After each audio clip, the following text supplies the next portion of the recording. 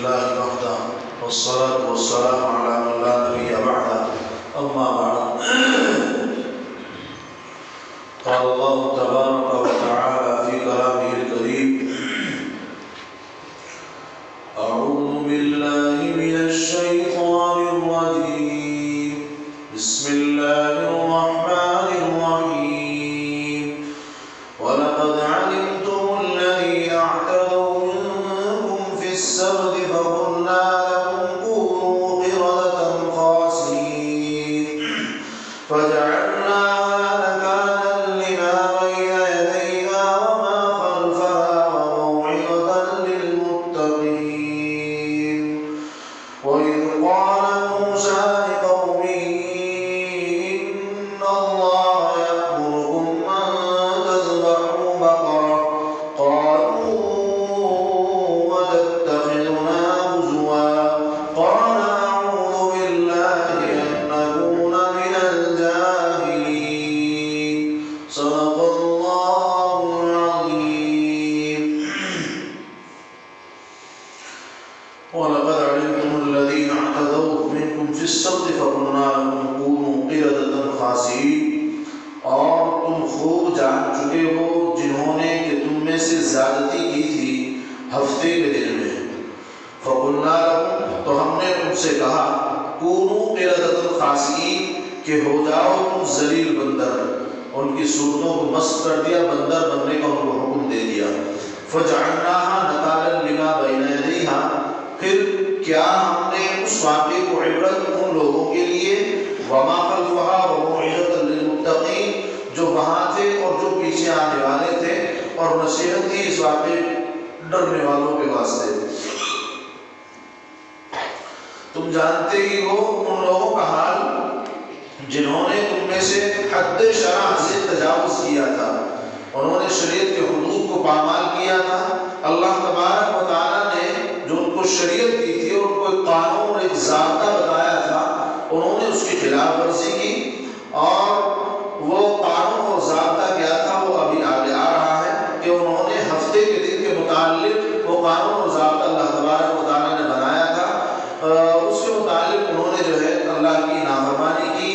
اور اس کے اندر ہفتے کے دن میں جو کام کرنے کے لیے اللہ نے ان کو منع کیے تھے وہ کام انہوں نے کیے سو ہم نے ان کو اپنے حکم پہلی تکمیلی سے مسخ کرنے کے لیے کہہ دیا کہ تم بندر ذلیل بن جاؤ پھر اللہ تبارک و تعالیٰ نے ان کے اس حدود شرع سے باہر نکل جانے کی وجہ سے شریعت کے حکم کو نہ ماننے کی وجہ سے اللہ تبارک و تعالیٰ نے ان کو حکم دے دیا کہ تمہاری صورتیں مسخ ہو جائیں گی ان کو بندر بنا دیا گیا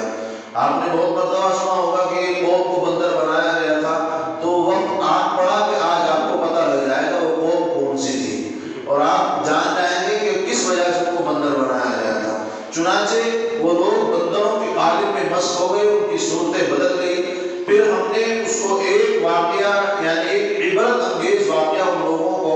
اس دنیا والوں کے لیے بنا دیا ان لوگوں کے لیے بھی بنایا جو اس قسم کے معاشر تھے اور ان لوگوں کے لیے بھی جو ماں بعد آنے والے تھے ان سب کے لیے اللہ تبارک و تعالیٰ نے اس واقعے کو نصیحت بنا دیا تھا اور نیز اس واقعے کو موجب نصیحت بنایا خدا سے ڈرنے والوں کے لیے جو اللہ سے ڈرنے والے بندے تھے ان کے واسطے اس واقعے کو نصیحت بنایا گیا بہرحال یہ واقعہ جو ان آیات کے اندر بیان کیا گیا ہے لوگوں کی صورتوں کو مسخ کرنے کا ان کو بندر بنانے کا یہ واقعہ بھی انہی لوگوں کا ہے جن کا تذکرہ آپ 10-15 دن سے سن رہے ہیں یعنی بنی اسرائیل ہی کا یہ واقعہ ہے اور حضرت داؤد علیہ السلام کے زمانے کا یہ واقعہ ہے یہ واقعہ حضرت موسیٰ علیہ السلام کے ساتھ کا نہیں بلکہ حضرت داؤد علیہ السلام کے زمانے کا واقعہ ہے البتہ ہے بنی اسرائیل ہی کا واقعہ اس لیے کہ بنی اسرائیل میں کئی ایک نبی اللہ تبارک و تعالیٰ نے پیدا کیے ہیں تو ان میں سے ایک نبی حضرت داؤد علیہ السلام بھی ہیں تو حضرت داؤد علیہ السلام کے زمانے میں یہ واقعہ پیش آیا ہے بنی اسرائیل کے لیے اللہ تبارک کیوں یہ سب واقعہ پیش آیا اللہ تبارک و تعالیٰ نے ان کی صورتیں کیوں تبدیل فرمائی اس کی سب سے اصل وجہ تھی اللہ کے حکم کو نہ ماننا شریعت کے احکامات کو پامال کرنا واقعہ جس طرح سے ہے کہ بنی اسرائیل کے لیے ہفتے کا دن جو تھا وہ معظم تھا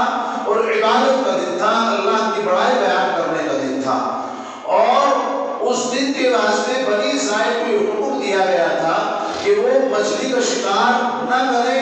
دنیا کے کام کوئی انجام نہ دے، بلکہ اس دن صرف اور صرف اللہ تبارک و تعالیٰ کی بڑائی بیان کرے۔ اور یہ بنی اسرائیل جو ہے یہ دریا کے کنارے رہا کرتے تھے، مچھلی کھانے کے بڑے شوقین تھے، اور مچھلی بھی اس دن اد بد کر کے اور زیادہ افان پہ آتی تھی، بہت زیادہ اس میں دریا میں آتی تھی، کہ جس دن شکار کرنے کے لیے منع کیا گیا تھا۔ اللہ کا حکم تھا، یہ ان کی آزمائش تھی کہ دیکھو میں نے ان کو حکم دیا ہے کہ ہفتے کے دن یہ صرف میری بڑائی بیان کرے، میری عبادت کرے، شکار نہ کرے، اور ہر روز یہ شکار کرنے کے لیے پریشان رہتے تھے تو مچھلیاں نہیں آتی تھی۔ ہفتے کے دن مچھلیاں اوپر ہی تیرتی نظر آتی تھی پانی کے اوپر، تو ایک بڑا مشکل کام تھا اور بڑی مشکل گھڑی کے اوپر آئی ہوئی تھی۔ تو اللہ تبارک و تعالیٰ نے ان کو تو منع کیا تھا کہ اس دن آپ کو شکار نہیں کرنا ہے، لیکن ان کمبختوں نے اس اللہ کے حکم کو نہیں مانا اور انہوں نے جو ہے ہفتے کے دن شکار کرنا شروع کر دیا،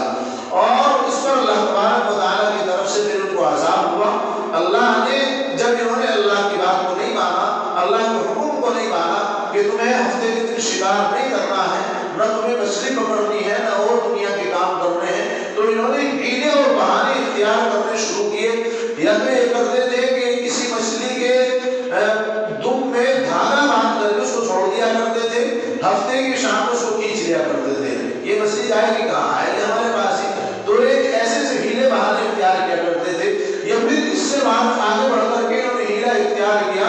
کہ ہر ایک بنی اسرائیل نے، تمام بستی والوں نے، جو بڑی دریا تھی تو بڑی دریا کو کاٹ کر کے اس میں سے نالیاں بنا کر کے اپنے گھروں کے اندر انہوں نے حوض بنا لیے۔ یہ سب واقعات آگے آ رہے ہیں۔ ان کمبختوں نے دریا کے اندر، جیسے ہم کھیتوں میں پانی کرنے کے لیے پائپ ڈال لیتے ہیں نہروں میں، دریاؤں میں، آپ لوگ کسان ہیں زیادہ جانتے ہیں، تو اس میں جو ہے جب پانی اس موری سے آئے گا تو ظاہر بات ہے کبھی مچھلی بھی آ جاتی ہے، کوئی سانپ، کوئی جھاڑ جھنکاڑ سب اس موری میں چل کر کے آ جاتا ہے۔ تو انہوں نے یہ وہی ہیلا اختیار کیا کہ دریا میں مچھلی پکڑنے کے لیے اللہ نے منع کیا ہے، تو ہم ٹھیک ہے دریا سے مچھلی نہیں پکڑیں گے، لیکن پکڑنی راستے تھی، انہوں نے ہیلا اختیار کیا کہ دریا سے نہیں پکڑیں گے، اپنے گھر سے پکڑ لیں گے۔ انہوں نے ایک نالی بنائی، نالی بنا کر کے اپنے گھروں کے اندر انہوں نے جو بڑے بڑے گڈھے کیے، حوض کیے، ان میں جب اس دریا کا پانی جاتا تھا تو ساتھ ساتھ مچھلیاں بہ کر کے چلی آتی تھی، تو شکار تو ہو گیا،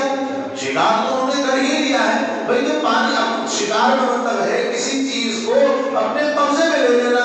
آدمی جب شکار کرتا ہے، نیلگائے کا شکار کرے، کسی پکشی کا، پرندے کا شکار کرے، تو اس کا مقصد ہوتا ہے اس کو اپنے قبضے میں کر لینا۔ اب اس لیے تو ہمارے قبضے میں آ گئی تو شکار ہو گیا کہ نہیں؟ شکار ہو گیا، اگرچہ کہ ہیلے اور بہانے سے انہوں نے شکار کیا ہے، البتہ شکار ضرور ہوا ہے۔ تو جب انہوں نے شکار کیا تو اللہ کے حکم کی نافرمانی ہوئی، اور جب اللہ کے حکم کی نافرمانی انہوں نے کی تو اللہ تبارک و تعالیٰ نے ان کو بندروں کی صورتوں میں تبدیل فرما دیا۔ بھائی تمہیں اتنا کچھ کہا جا رہا ہے، تمہیں سمجھایا جا رہا ہے، روکا جا رہا ہے، لیکن تم ماننے کے لیے تیار نہیں ہو۔ تمہیں ہم نے ایک دن کے لیے عبادت کرنے کے واسطے کہا تھا کہ تم ہفتے کے دن میں شکار نہیں کرنا اور تم میری عبادت کرنا، لیکن تم نے جو ہے اس میں بھی ہمارے ساتھ بغاوت کی، ہفتے کے دن میں بھی زیادتی کی، تم نے مچھلیاں پکڑی، ان کا شکار کیا۔ تو پھر اللہ تبارک و تعالیٰ نے ان کو کہا فَقُلْنَا لَهُمْ كُونُوا قِرَدَةً خَاسِئِينَ، کہ ہم نے ان کو کہہ دیا کہ تم ذلیل بندر بن جاؤ۔ ان کی صورتیں بندروں کی شکل میں تبدیل کر دی گئی۔ اس واقعے کے اندر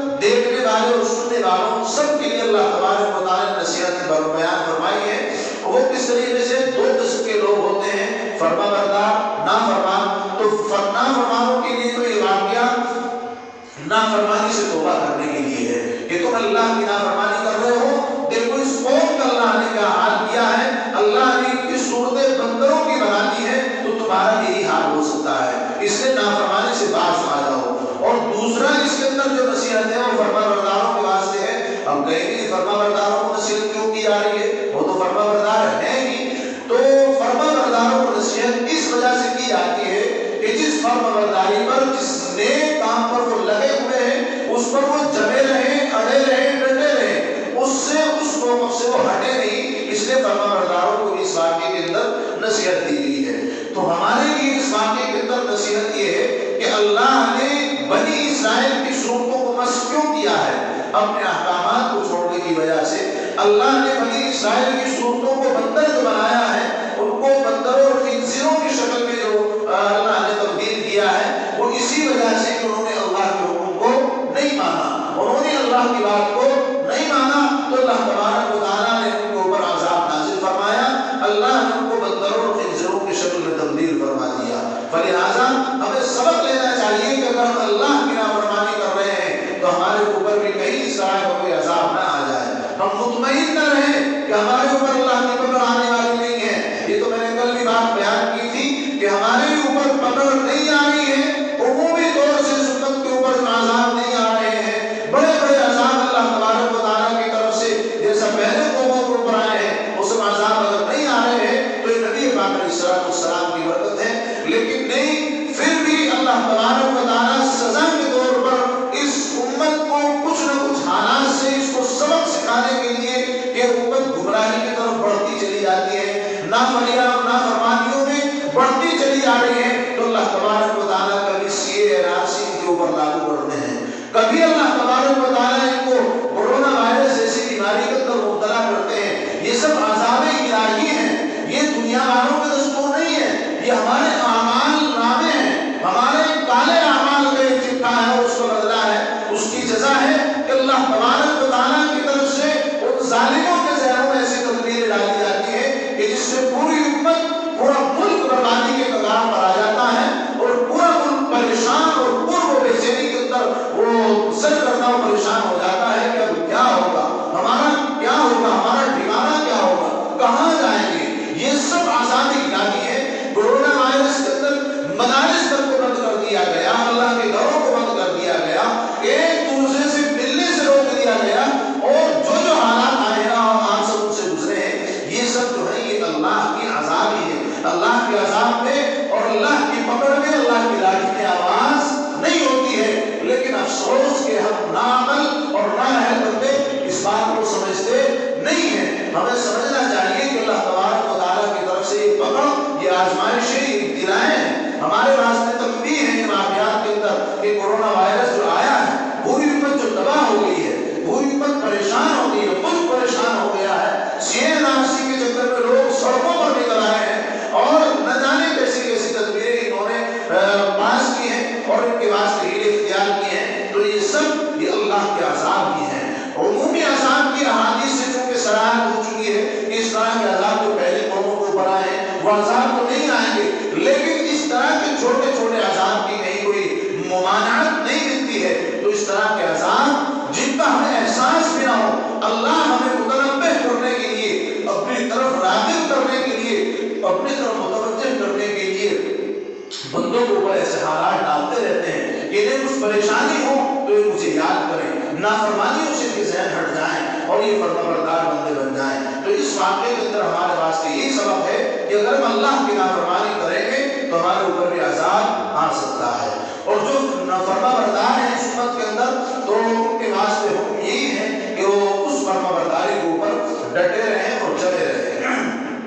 بہرحال یہ پورا قصہ آپ نے سنا تو آپ کو پتہ لگ گیا کہ بندر کن لوگوں کو بنایا گیا تھا، بنی اسرائیل کو بنایا گیا تھا، اور یہ واقعہ حضرت داؤد علیہ السلام کے زمانے کا ہے۔ اور کیوں بنایا گیا تھا؟ اللہ کی نافرمانی کرنے کی وجہ سے ان کو بندر بنا دیا گیا تھا۔ اس لیے ہمیں چاہیے کہ ہم اللہ کی نافرمانی کرنے سے بچیں، اللہ کے احکامات کو ہم ادا کریں، جو احکامات اللہ نے ہمارے اوپر فرض کیے ہیں ہم ان کو ادا کرنے کی کوشش کریں۔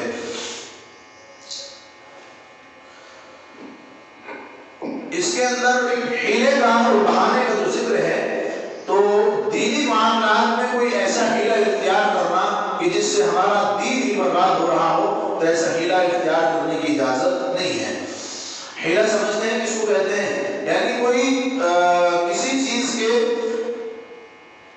کسی کام کو کرنے کا اس سے تھوڑا سا ہٹ کر کے کہ اگر اس کام کو کر لیا جائے تو اس کے اوپر بھی فرق نہیں پڑے گا اور ہمارا مقصد بھی حاصل ہو جائے گا۔ کسی مقصد کو حاصل کرنے کے لیے جو کام کیا جاتا ہے کہ بھئی اصل مقصد جو ہے اس کو اوپر بھی فرق نہ پڑے اور یہ ہمارا مقصد بھی حاصل ہو جائے، اس چیز کا نام ہیلا ہے۔ اس آیت میں یہودیوں کی جس اعتداء یعنی حدود سے تجاوز کا ذکر کر کے اللہ تبارک و تعالیٰ نے ان کو عذاب کا سبب بتایا ہے کہ انہوں نے حدود شریعت کے حدود سے تجاوز کیا تھا، اس لیے بنی اسرائیل کو عذاب دیا گیا۔ تو روایات سے ثابت ہے کہ صاف طور پر حکم شرعی کے خلاف نہیں کر رہے تھے، بھائی کھلے طور پر ان کو شکار کرنے کے لیے بنا دیا گیا تھا، تو ایک اعتبار سے وہ کھلے طور پر اللہ کی نافرمانی نہیں کر رہے تھے۔ کیسے کہ مچھلی پکڑنے کو ان کو منع کیا گیا تھا، تو مچھلی وہ جس طرح سے پکڑا کرتے تھے ایسے نہیں پکڑ رہے تھے دریاؤں میں اتر کر کے، بلکہ بہانہ بنا رہے تھے کہ دھاگا باندھ کر کے چھوڑ دیا، بعد میں مچھلی کو ہم حاصل کر لیں گے۔ تو ایک بہانہ، ایک ہیلا جو انہوں نے اختیار کیا ہے، تو ایسا ہیلا اختیار کرنا جس سے کہ اللہ کی نافرمانی لازم آئے، دین و شریعت کے اوپر کوئی فرق پڑتا ہو، تو اس ہیلے کو اختیار کرنے کی اجازت نہیں ہے۔ تو ان کا اس طرح سے مچھلیوں کی دم میں ایک ڈور باندھ کر، دھاگا باندھ کر، پھندا لگا کر دریا میں چھوڑ دینا، اور یہ ڈور زمین پر کسی چیز سے باندھ دینا، پھر اتوار کے روز اس مچھلی کو پکڑ لینا، یہ سب ہیلے جو اختیار کیا کرتے تھے، اس میں شریعت کے حکم کا ابطال لازم آتا ہے، بلکہ قسط کا استہزاء ہے۔ اسی لیے ایسا ہیلا کرنے والوں کو بڑا سرکش نافرمان قرار دے دیا ہے، گویا کہ وہ شریعت کے ساتھ مذاق کر رہے ہیں کہ دیکھو اللہ ہمیں منع کر رہا ہے مچھلی پکڑنے کے لیے، لیکن ہمارے پاس اس کی تدبیریں ہیں، ہمارے پاس اس کے طریقے ہیں کہ ہم اللہ کو بیوقوف بنا سکتے ہیں، اللہ کو ہم بیوقوف گردان سکتے ہیں۔ اللہ نے ہمیں منع کر دیا، ٹھیک ہے، ہم اللہ کی بات پہ رکھ رہے ہیں، اور مذاق کے طور پر ہم یہ ہے کہ دیکھو مچھلی کو ہم کیسے پکڑ کر کے دکھائیں گے، اس کے دم میں دھاگا باندھ کر زمین میں کہیں اس کو گڑا دیا، اتوار کے دن اس کو نکال لیا کہ دیکھو ہم نے ہفتے کے دن بھی شکار کیا ہے۔ تو ان نافرمانیوں کا، ان حیلوں کا اختیار کرنا شریعت کے اندر اس کی اجازت نہیں ہے۔ سورت مس کا واقعہ میں آپ کو سب بتا چکا ہوں، یہ کب پیش آیا ہے؟ یہ حضرت داؤد علیہ السلام کے زمانے میں پیش آیا ہے، اور ان کو یہود نے اول تو اس طرح کے ہیلے کر کے مچھلیاں پکڑی ہیں، پھر ہوتے ہوتے عام طور پر وہ شکار کرنے لگے تھے، یہاں تک نوبت آ گئی تھی کہ پہلے تو ہیلے اختیار کر رہے تھے، لیکن بعد میں جو ہے وہ شکار کھیلنے لگے تھے۔ تو ان میں دو جماعتیں ہو گئی تھی، ایک جماعت علماء کی تھی، صلاح کی تھی، اچھے لوگوں کی تھی، جو ہفتے کے دن شکار نہیں کرتے تھے اور اللہ کے حکم کو مانتے تھے، ایک جماعت ہوتی سرکشوں والی کہ جو اللہ کے حکم کو نہیں مانتے تھے، ہفتے کے دن وہ شکار کیا کرتے تھے۔ تو علماء اور صلاح کی جماعت جو تھی، انہوں نے اس سے اپنا برادرانہ تعلق ختم کر لیا تھا، بستی کے دو حصے کر لیے تھے، ایک حصے میں علماء اور صلاح اور نیک لوگ رہنے لگے تھے، ایک حصے میں نافرمان اور ہفتے کے دن شکار کرنے والے، اللہ کی نافرمانی کرنے والے رہنے لگے تھے۔ تو جب رہتے رہتے کافی دن ہو گئے، تو علماء اور صلاح کی جماعت نے سوچا کہ ان بدکاروں کی طرف سے، نافرمانوں کی طرف سے کوئی آواز نہیں آ رہی ہے، کوئی آواز سنائی نہیں دیتی، جیسے کہ بعض مرتبہ ایسا ہوتا ہے کہ پڑوس سے آواز سنائی نہ دے ایک دو دن، تو آدمی جھانک کر کے دیکھتا ہے، پتا کرتا ہے کہ پڑوسی کہاں گئی، کیا بات ہے، آواز کیوں نہیں آ رہی، کہیں چلے گئے ہیں کیا؟ تو ایسے ہی انہوں نے کہ بھائی ہمارے جو نافرمان لوگ رہتے تھے، ان کی طرف سے کوئی آواز نہیں آ رہی، کیا بات ہے؟ تو انہوں نے وہاں جا کر جو دیکھا، ایک روز جب ان کو محسوس ہوا تو بالکل سناٹا ہے، تو وہاں جا کر کے انہوں نے جو دیکھا تو سب کے سب بندروں کی صورتوں میں مست ہو گئے ہیں۔ جب وہ نافرمانی پر اڑے رہے اور شکار کھیلنے لگے، تو علماء اور صلاح جو تھے، نیک لوگ جو تھے، وہ اللہ کے عذاب سے بچ گئے، اور جو بدبخت تھے اور اللہ کی نافرمانیاں کر رہے تھے، اللہ کے عذاب نے ان کو پکڑا، اور انہوں نے دیکھا کہ ان کی صورتیں مست ہو گئی ہیں۔ اور وہ حضرت قتادہ رضی اللہ عنہ فرماتے ہیں کہ ان کے جو جوان بندر تھے، یعنی ان لوگوں میں جو جوان آدمی تھے نافرمانوں میں، ان لوگوں کو اللہ تبارک و تعالیٰ نے بندروں کی شکل میں بس کیا تھا، اور ان لوگوں میں سے جو ادھیڑ عمر یا بزرگ لوگ تھے، ان کو اللہ تبارک و تعالیٰ نے خنزیروں کی شکل میں تبدیل فرمایا تھا۔ یہ عذاب اللہ تبارک و تعالیٰ نے ان کو پر نازل فرمایا کہ ان کے اس قوم کے جو جوان لوگ تھے، ان کو خنزیروں کی شکل میں تبدیل بندروں کی شکل میں تبدیل فرمایا، اور بوڑھے لوگ جو تھے ان کو خنزیروں کی شکل میں تبدیل فرمایا، اور وہ آپس میں ایک دوسرے کو انسانوں کی طرح پہچان رہے تھے، اور اپنے رشتہ داروں سے، تعلق والوں سے جا کر کے مل رہے تھے، اور پاس بیٹھ کر کے وہ رو رہے تھے۔ اب ان کو اپنی غلطی کا احساس ہو رہا تھا، لیکن جب آدمی تجاوز کر جاتا ہے، حد سے آگے بڑھ جاتا ہے، تو اللہ کی پکڑ آتی ہے، اور پھر اس کو جب تک معافی کا دروازہ کھلا ہوتا ہے تو اللہ معاف کرتا ہے، لیکن جب معافی کا دروازہ بند ہو جائے تو پھر اس کو معاف نہیں کیا جا سکتا ہے، اس لیے کہ نزاع کے وقت کا، موت کے وقت کا ایمان قبول نہیں کیا جاتا ہے۔ فرعون نے بھی تو جب غرق ہونے لگا تھا اور ڈوبنے لگا تھا، تو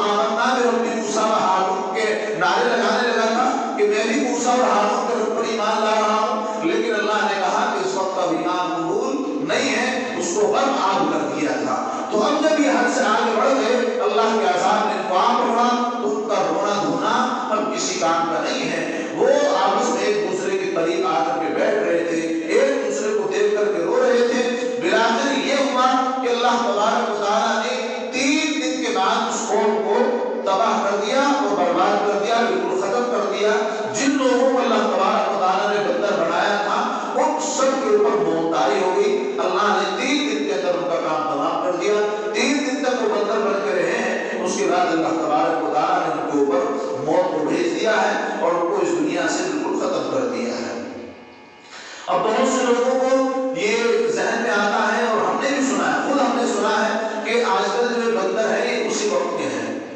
یہ بندر جو ہے بنی اسرائیل کی قوم میں سے ہیں جو لوگ اس وقت بندر بنائے گئے تھے. یہ اس وہیں سے نسل چلی آ رہی ہے, خنزیروں کی نسل وہیں سے چلی آ رہی ہے. تو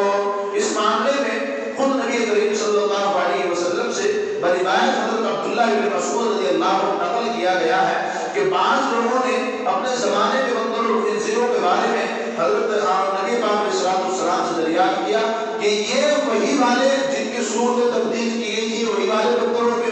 بندروں کی نسل ہے کیا؟ یہ خنزیر وہی ہے کیا جن کی اللہ تبارک و تعالیٰ نے صورتوں کو مسخ کیا تھا اور تبدیل کیا تھا؟ تو نبی پاک علیہ السلام نے ارشاد فرمایا تھا اور ایک معقول اور بہترین جواب اللہ کے نبی صلی اللہ علیہ وسلم نے دیا تھا. وہ یہ تھا کہ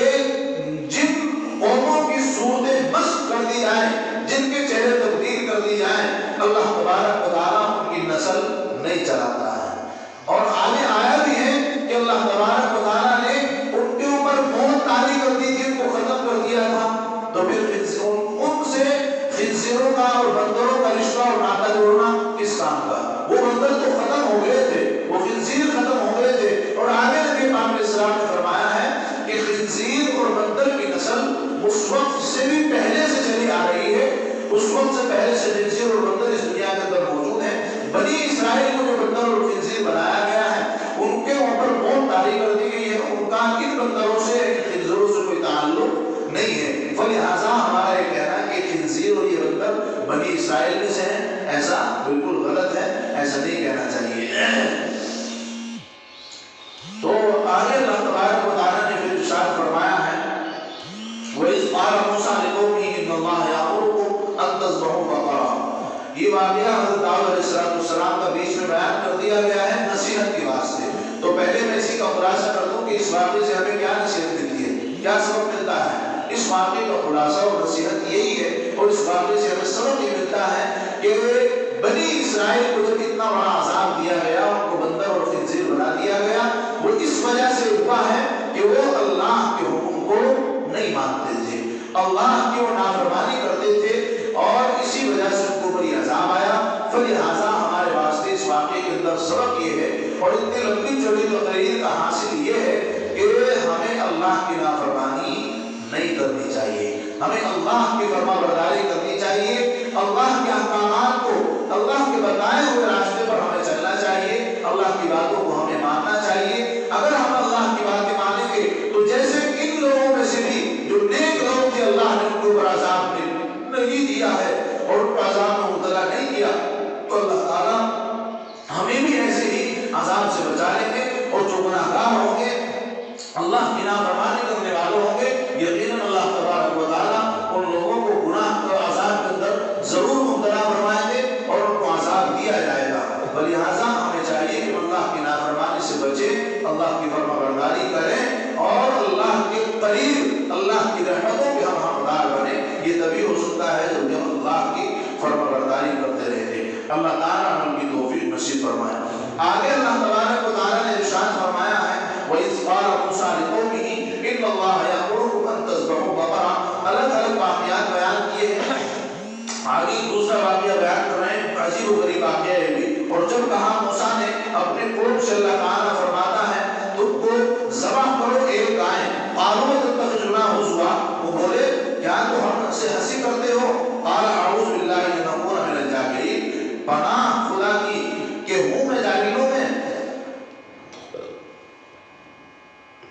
ان آیات کے اندر اللہ تبارک و تعالیٰ نے بیان کیا ہے کہ وہ زمانہ یاد کرو جب حضرت موسیٰ علیہ السلام نے اپنی قوم سے فرمایا کہ ہم تعالیٰ تم کو حکم دیتے ہیں ایک گائے کو ذبح کرنے کا. اگر تمہیں لاش کا قاتل پتہ لگانا ہے تو تمہیں گائے کو ذبح کرنا پڑے گا. اب واقعہ اس طرح سے ہے, تبھی یہ بات سمجھ میں آئے گی اور سمجھ میں آئے گی کہ شاید کے اندر یہ حکم کیوں دیا گیا ہے. قصہ اس کا یہ اس طرح ہے کہ بنی اسرائیل میں ایک خون ہو گیا تھا. بنی اسرائیل کی بات چل رہی ہے, اور بنی اسرائیل کے اندر ایک قتل ہو گیا تھا. آج کا زمانہ تو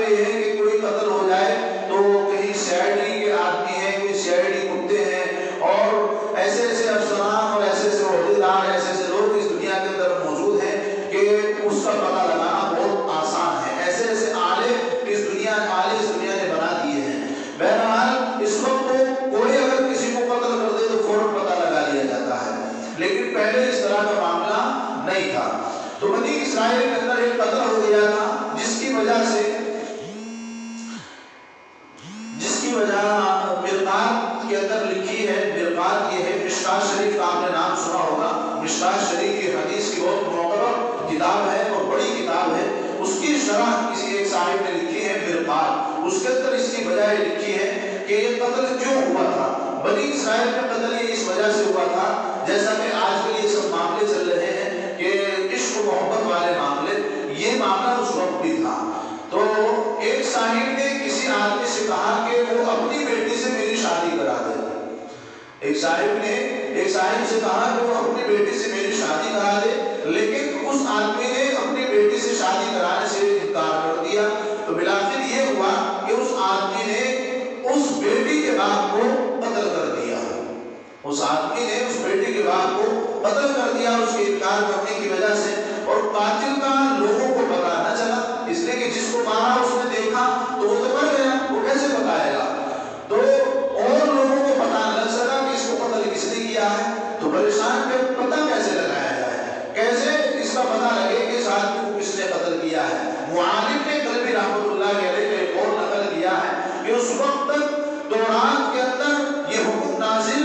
نہیں ہوا تھا. تورات کے اندر یہ حکم نازل نہیں ہوا تھا کہ اگر کوئی آدمی کسی کو قتل کر دے تو اس کی سزا کیا ہوگی اور اس کا کس طرح سے پتہ چلے گا کہ اس آدمی نے کس آدمی کو قتل کیا ہے. تو اس سے معلوم یہ ہوتا ہے کہ یہ جو ہے تورات کے نازل ہونے سے پہلے کا واقعہ ہے جو یہ واقعہ پیش آیا ہے. غرض بنی اسرائیل نے موسیٰ علیہ السلام سے عرض کیا، جب اللہ تبارک و تعالیٰ کے حکم کے مطابق حضرت موسیٰ علیہ السلام نے ان کو کہا کہ اگر تم اپنے قاتل کا پتہ لگانا چاہتے ہو، اس لاش کو کس نے لاش بنایا ہے اور کس نے اس کو قتل کیا ہے، جب تم یہ پتہ کرنا چاہتے ہو تو تمہیں ایک گائے کو ذبح کرنا پڑے گا. وہ گائے جب تم ذبح کرو گے تب آگے کی صورت اللہ نے خود قرآن کریم کے اندر بیان فرمائی ہے. غرض جب حضرت موسیٰ نے ان سے کہا کہ گائے کو ذبح کرو تو بنی اسرائیل نے موسیٰ علیہ السلام سے عرض کیا کہ ہم چاہتے ہیں کہ قاتل کا پتہ چلے. تو آپ نے اللہ کے حکم سے ان کو گائے کو ذبح کرنے کا حکم فرما دیا. انہوں نے حسب عادت اور اپنی جبلت اور یہ ان کی جو حرکتیں اور شرارتیں تھیں اس کے مطابق انہوں نے حجتیں قائم کرنا شروع کر دی کہ وہ گائے کیسی ہوگی، کس کلر کی ہوگی، کس رنگ کی ہوگی، کس عمر کی ہوگی، موٹی ہوگی، تازی ہوگی، بوڑھی ہوگی، جوان ہوگی. یہ سب سوال انہوں نے کرنا شروع کر دیے جیسا کہ ان کی عادت تھی. ورنہ جب اللہ کی طرف سے حکم آ گیا کہ بھائی گائے ذبح کرو تو چاہے کالی ہو، پیلی ہو، کسی بھی طرح کی ہو، فوراً ذبح کر دو. اب اس میں شکیں نکالنے کی ضرورت کیا پیش آ رہی ہے؟ بھائی اللہ کا حکم ہے تو فوراً ذبح کرو اور اپنے قاتل کا پتہ لگا لو. لیکن یہ ہے کہ وہ بڑے اڑیل تھے اور دماغ کے بڑے عہدے تھے وہ. تو انہوں نے جو ہے یہ سب سوالات کیے جن کی تفسیر اللہ تبارک و تعالیٰ نے خود آیات کے اندر بیان فرمائی ہے. تو وہ تفسیر بھی بیان کر دے، صرف آیات پڑھنی ہے. آیات بہت ساری ہیں، ان کا ترجمہ ہو جائے گا، باقی اور اتنی لمبی تفسیر ان کے اندر نہیں ہے. اعوذ باللہ من الشیطان الرجیم، بسم اللہ الرحمن الرحیم. قالوا لنا ربنا يبين لنا ما هي قال إنه يقول إنها بقرة لا فارض ولا بكر عوان بين ذلك فافعلوا ما تؤمرون. قالوا لنا ربنا يبين لنا ما لونها قال إنه يقول إنها بقرة صفراء فاقع لونها تسر الناظرين. قالوا لنا ربنا يبين لنا ما هي إن البقرة شابه علينا وإنا إن شاء الله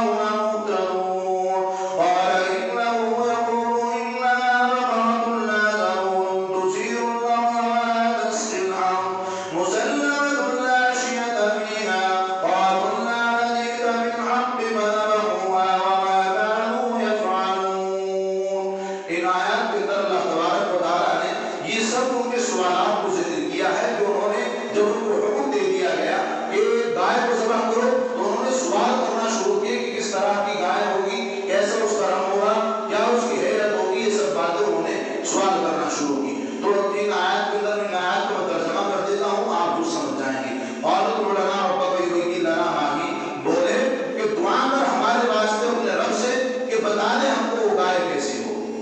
سوال شروع ہو گئے ہیں. انہوں نے حضرت موسیٰ علیہ السلام سے کہا کہ تم دعا کرو، اور یہ کام موسیٰ کے ذمہ تھا، اس لیے کہ خود تو بڑے دھنا سیٹ تھے. موسیٰ ان کا نوکر لگا ہوا تھا، تو موسیٰ کو تمام باتوں کا حکم تھا کہ تم موسیٰ اللہ سے بات کر. اس بات کا یقین تھا کہ ہاں اللہ ہی بتائے گا، لیکن بدبخت پھر بھی ایمان